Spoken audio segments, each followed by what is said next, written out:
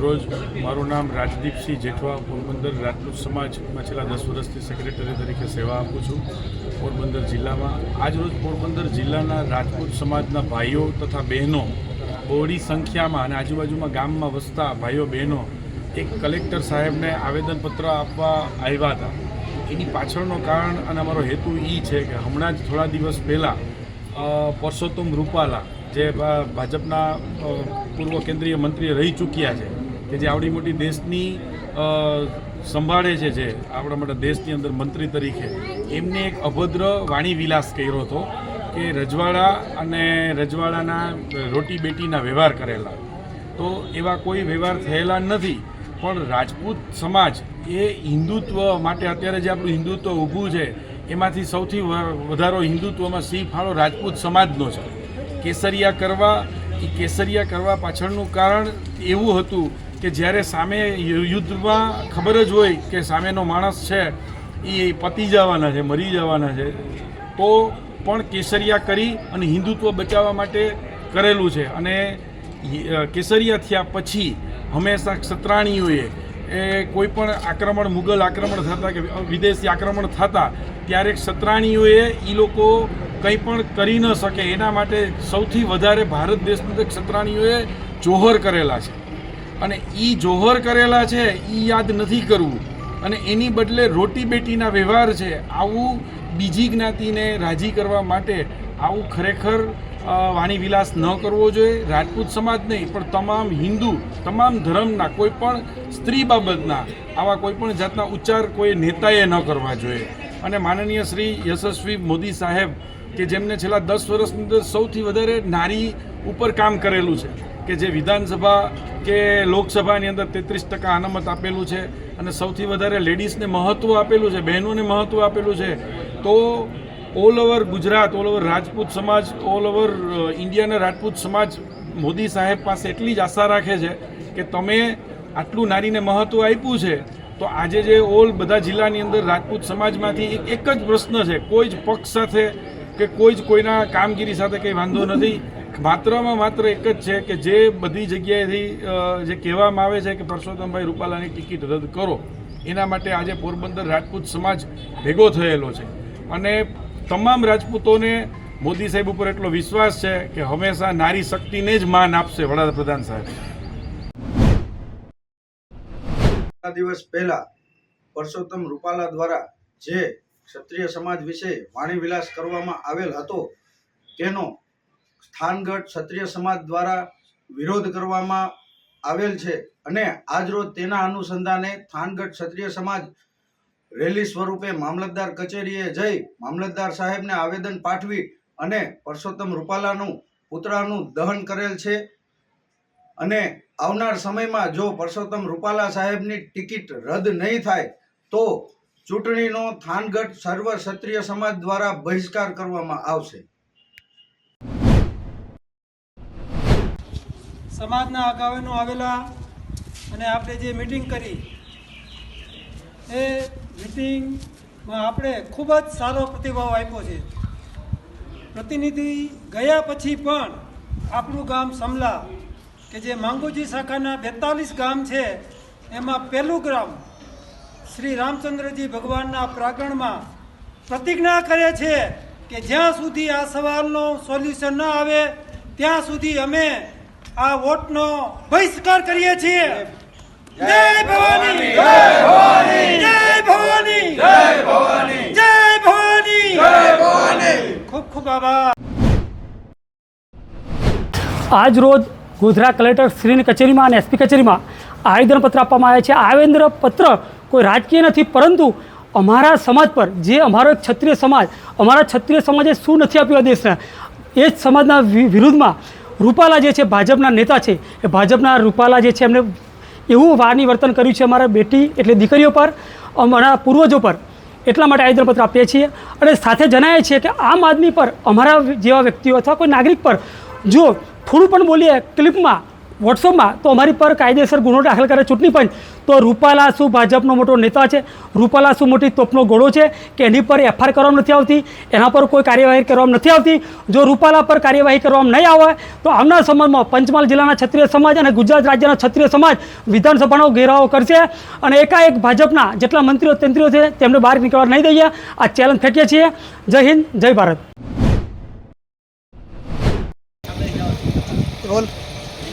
જય માતાજી. આજરોજ થાનગઢ મુકામે જે રાજકોટ લોકસભાના ઉમેદવાર પરસોત્તમ રૂપાલાએ ક્ષત્રિય સમાજ વિરુદ્ધ અભદ્ર ટિપ્પણી કરેલ છે, તેના વિરુદ્ધમાં સમગ્ર થાનગઢ ક્ષત્રિય સમાજ નિવેદનને વખોડી કાઢે છે અને એ નિવેદનના વિરોધમાં આજરોજ મામલતદાર કચેરીએ આવેદનપત્ર પાઠવવામાં આવ્યું છે. તો ત્યારે પક્ષને અને ચૂંટણી પંચને કહેવામાં આવે છે કે આજે જો આ પરસોત્તમ રૂપાલાની ટિકિટ રદ નહીં થાય તો ક્ષત્રિય સમાજ દરેક જગ્યાએ મતદાનનો બહિષ્કાર કરશે અથવા તો ભાજપ વિરુદ્ધ મતદાન કરશે એવી ચીમકી સાથે જય માતાજી. પરસોત્તમ રૂપાલાની ટિકિટ રદ કરો. જય માતાજી. ક્ષત્રિય સમાજ પૂરા ગુજરાતભરના જ્યારે આજે ગુજરાતમાં પુરુષોત્તમ રૂપાલા શ્રી કેન્દ્રીય મંત્રી છે અને રાજકોટ લોકસભાના જે ઉમેદવાર છે ભારતીય જનતા પાર્ટીના, તેમના દ્વારા જે અભદ્ર ભાષાની ટિપ્પણી રાજપૂત સમાજના બહેન દીકરીઓ વિશે કરવામાં આવી હતી, તેના માટે રાજપૂત સમાજમાં ખૂબ જ રોષ વ્યાપેલો છે અને તેમણે જે ભાષા વ્યાપ્ત કરેલી હતી, જ્યારે રાજપૂત સમાજ કોઈ પણ બેન દીકરીઓની ઇજ્જત કરતી હોય અને બેન દીકરીઓ માટે પોતાના માથા આપી દેલા શહીદ થયેલાના દાખલાઓ છે, તેવા સંજોગોમાં પુરુષોત્તમ રૂપાલાજી દ્વારા જે ભાષા વાપરવામાં આવી છે તે કોઈપણ સંજોગમાં ચલાવી લેવામાં આવે તેવી નથી. તેના માટે માફી પણ આપી શકાય તેવું નહીં મળે. તો અમારી માનનીય વડાપ્રધાન શ્રી નરેન્દ્રભાઈ મોદીને અને સી આર પાટીલશ્રીને વિનંતી છે કે તમે તાત્કાલિક રીતે 26 રાજકોટના ઉમેદવારને બદલી કરવામાં આવે. કોઈપણ સમાજનો ઉમેદવાર હશે ચાલી લેશે, પણ આવી ભાષા બોલવાવાળા ઉમેદવારને બદલી કરો તેવી અમારી માંગણી છે. નહીં તો ગુજરાતભરમાં અને સમગ્ર દેશમાં રાજપૂત સમાજ ભારતીય જનતા પાર્ટીની વિરુદ્ધમાં મતદાન કરશે અને જરૂર પડે તો બીજી બધે પણ એ વિરુદ્ધમાં પ્રચાર કરવામાં આવશે. તેવી ખાસ માંગણી સાથે અમે આજે કલેક્ટરશ્રીને આવેદનપત્ર આપેલું હતું અને જે ભાષાનો પ્રયોગ થયેલો હતો તે ચૂંટણી આચારસંહિતાને લગતે બંધારણમાં જો કોઈના વિરુદ્ધમાં કાયદેસરની કાર્યવાહી કરવાની થતી હોય તો કાર્યવાહી કરવા માટે પણ અમારી માંગણી સાથે કલેક્ટરશ્રી નવસારીને સમગ્ર રાજકોટ સમાજ નવસારી જિલ્લાના મિત્રો દ્વારા આજે આવેદનપત્ર આપવામાં આવ્યું હતું. આભાર. એક વાર ભૂલ કરે તેને ભૂલ કહેવાય, બીજી વાર કરે એને ગુનો કહેવાય અને વારંવાર કરે એને કાયદાની ભાષામાં હેબિચ્યુઅલ ઓફેન્ડર કહેવાય. ભારતીય જનતા પાર્ટીના સાંસદો જ્યારે હેબિચ્યુઅલ ઓફેન્ડર થઈ ગયા હોય તેમ 2017 ની અંદર પરેશ રાવલે પણ આ પ્રકારની ચૂંટણી ટાળે ટિપ્પણી કરી બે સમાજને લડાવવાનો પ્રયત્ન કર્યા હતા અને ફરી એક સંસદ આ પ્રકારની ટિપ્પણી કરી અને એક સમાજની અંદર ભય મનુષ્ય ફેલાવવાનો પ્રયત્ન કરે છે. તો એને રાજપૂત સમાજ અને સમગ્ર ક્ષત્રિય સમાજ આને સખતમાં સખત શબ્દોમાં વખોડે છે. સમગ્ર મુદ્દો શું છે? તમારા બધાના મનમાં એક પ્રશ્ન હશે કે શું માફી માંગી લેવાથી પતિ નથી જતો? એમણે તો માફી માંગી લીધી. તો વાત એટલી છે, માફી માંગવાની રીત હોય, માફી માંગવાની તમે ઈરાદાપૂર્વક રાજકીય કાર્યક્રમ ગોઠવી અને હું દિલગીરી છું, કોઈને તમચ મારી દેવાની અને પછી કહેવાનું કે હું દિલગીરી છું, આ ચાલે? આ તો સમગ્ર સમાજની લાગણી દુભાઈ હોય ત્યારે સમગ્ર સમાજની માફી માંગવી પડે, સમાજનું સંમેલન બનાવવું પડે. પણ તમે ઈરાદાપૂર્વક એક રાજકીય કાવતરું કરી અને સમાજને અંદર શાંતિ અને દુર્વ્યવહાર દોડવાનો પ્રયત્ન કર્યો, એ બદલ તમારી સામે સખતમાં સખત ઉગ્ર વિરોધ રાજપૂત સમાજ નોંધાવે છે. આગામી દિવસોમાં અમે અત્યારે અમારી માંગણી પડતર માંગણી અમે સમાજ વતી કલેક્ટર સાહેબ મારફતે સરકાર અને ભારતીય જનતા પાર્ટી સુધી પહોંચાડી છે. અમારી 3 માંગણી શું છે? પહેલી તો આવી હલકી કક્ષાની શબ્દાવલી કરનાર પરસોત્તમ રૂપાલાએ હલકા માણસને એની ઉમેદવારી રદ કરવામાં આવે, એને કોઈ પણ પ્રકારની ચૂંટણી લેવાનો અધિકાર, ચૂંટણીમાં ભાગ લેવાનો અધિકાર ન મળે એવી સ્થિતિ ઉત્પન્ન થાય અને એના માટે રાજ્ય ચૂંટણી આયોગને પણ અમે એક કોપી મોકલવાના છે આગામી દિવસોમાં. ત્યારબાદ એક સમાજને ઈરાદાપૂર્વક બદઇરાદાથી એને બદનામ કરવાના પ્રયત્ન કર્યા છે, એટલે આઈપીસી અને સીઆરપીસી ની ગંભીર કલમો મારફતે તેને જેલ ભેગો પણ થાય એ માટે પણ પ્રયત્ન કરવામાં આવશે. અને ત્યારબાદ સીએમ અને પીએમ નરેન્દ્ર મોદી સાહેબને પણ સરકારશ્રીના માધ્યમથી અમારી એક વિનંતી છે કે 2014માં એક વાયદો કોણીએ ગોળ આપ્યો હતો રાજપૂત સમાજને કે રજવાડાનું ભવ્ય મ્યુઝિયમ સ્ટેચ્યુ ઓફ યુનિટી ખાતે બનાવવામાં આવશે. એ મ્યુઝિયમના મારફતે રજવાડાઓનું આ દેશની વિલીનીકરણના આ દેશના ઘડતરને શું યોગદાન છે એ સમજાવવામાં આવશે એવું માનનીય પ્રધાનમંત્રી શ્રીએ કોણી પર ગોળ આપ્યો હતો. આજે દુઃખ સાથે કહેવું પડે છે કે તેની જમીનનો એક ટુકડો પણ લેવામાં નથી આવ્યો. એવી સ્થિતિ છે કે રાજપૂત સમાજ જયારે 10 વર્ષથી પણ ખૂબ શાંતિથી સહન કરે છે.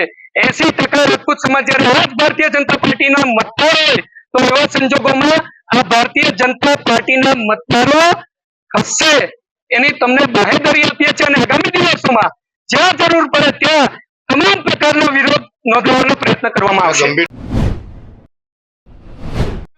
પ્રચાર તો બહુ દૂરનો વિષય છે.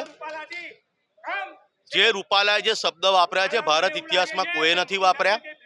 આ શબ્દ કોઈ વિધર્મી કે અન્ય સમાજના એ વાપર્યા હોત તો આ 2 થી 3 દિવસના લોકઅપમાં હોત, રિમાન્ડ માંગી લીધી હોત. સૌથી ગંભીર પ્રશ્ન, આને તો પોતે માફી માંગી છે, પુરાવા છે, આની પર એફઆઈઆર દાખલ કેમ નથી થઈ? આ વ્યક્તિ સાંસદ લડવાને લાયક જ નથી. તમે કઈ રીતે ટિકિટ આપશો? ભારતીય સંવિધાન ગીરવે મૂકી દીધું છે.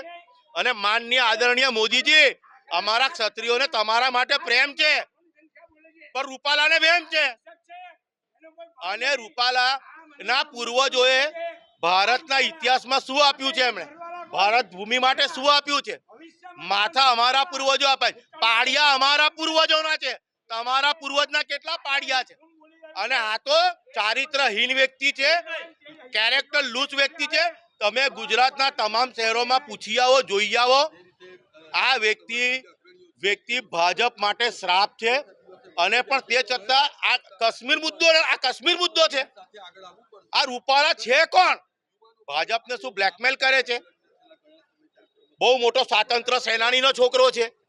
એટલે આ બધા સવાલ હવે ભાજપ પર શંકા લોકોને પ્રગટ થઈ રહી છે. તાત્કાલિક આને રદ કરો, વિવાદનો અંત લાવો.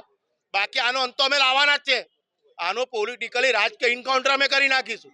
અને જો તે છતાં અમને અંડર એસ્ટિમેટ રાખવામાં આવે તો આપ થકી હું કહી દઉં, અમારા હજારો લાખો જેલમાં છે, બીજા 200-500 જાય એમને ફરક પડતો નથી. પણ અમે હાથ જોડીને વિનંતી કરીએ છીએ, અમને એવા ના ઉપસાવો કે અમારે કાયદો વ્યવસ્થા હાથમાં લેવા પડે.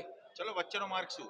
વચ્ચેનો માર્ગ એટલે આમાં કયો વચ્ચેનો? તમારું માથું વાળીને પછી પાઘડી પહેરાવું એનો કોઈ મતલબ ખરો? આ તો પાછો ઉમદા શિક્ષક છે, આ તો ગળવી છે, પાછો ડાયરા કરે છે.